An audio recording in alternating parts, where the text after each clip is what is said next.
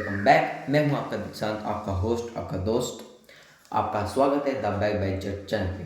तो आज हम पढ़ने जा रहे हैं the salt march and the civil disobedience movement. तो मैं आपको बताता हूँ।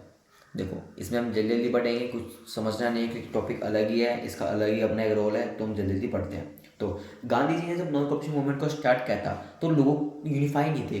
कोई अपनी मर्जी से नॉन कॉपरेशन का मतलब अलग अलग निकाल रहा था। तो गांधी जी ने सोचा कि अब इनको यूनिफाई करना होगा। उन्होंने चूज करा सॉल्ट को एज सिंबल। पर उन्होंने सॉल्ट को क्यों चूज करा? उन्होंने सॉल्ट जो नमक था उसको इसलिए चूज करा कि जो सॉल्ट था वो रिच हो चाहे पुअर हो चाहे मिडिल क्लास हो, सब कंज्यूम करते थे।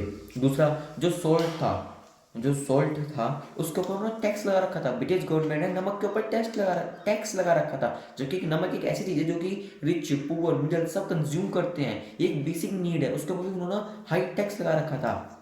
और जो गवर्नमेंट थी उसका मोनोपोली थी ओवर इट्स प्रोडक्शन, यानी कि जो गवर्नमेंट था उसके पास एक अधिकार था, यानी कि उसके पास ही एक अधिकार था कि वो नमक प्रोड्यूस कर सके, बाकी किसी के पास था।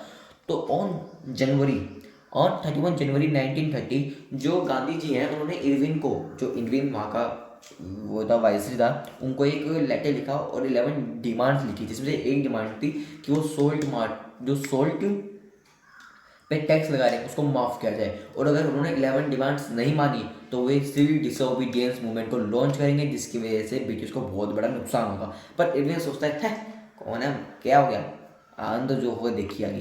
पर इरविन नहीं जानता था कि इसका इतना बड़ा भुगतान उसे करना पड़ेगा। तो जब गांधी जी ने देखा कि इरविन ने उसके जो लेटर था उसको उसका रिस्पॉन्स नहीं दिया, उसे इग्नोर कर दिया, गांधी जी ने बोला तेरा भाई आज ऐसी चाल चलेगा कि सोची ना होगी। तो 12 मार्च 1930 गांधी जी ने सोल्ट मार्च को स्टार्ट करा अपने 70 वॉलंटियर्स के साथ। सोल्ट मार्च क्यों? पहले वो पब्लिक को यूनिफाई करेंगे, यूनिफाई करने के बाद सिविल डिसोबीडियंस मूवमेंट को लॉन्च करेंगे। तो अब पढ़ते हैं। वो साबरमती आश्रम से लेकर जांजी मास तक ट्रैवल करने वाले थे। 240 माइल्स की जर्नी थी। उन्होंने 6 अप्रैल को जांजी पर रीच करा।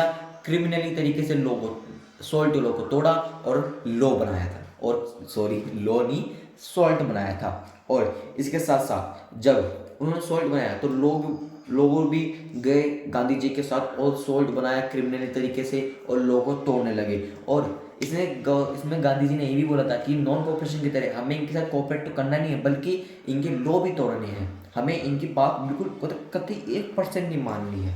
तो ये सब किया गया था सॉल्ट मार्च के दौरान। आई होप आपका समझ में आया हो। आपका दोस्त, आपका होस्ट दीक्षांत आपसे अलविदा लेता है। जय हिंद, जय भारत।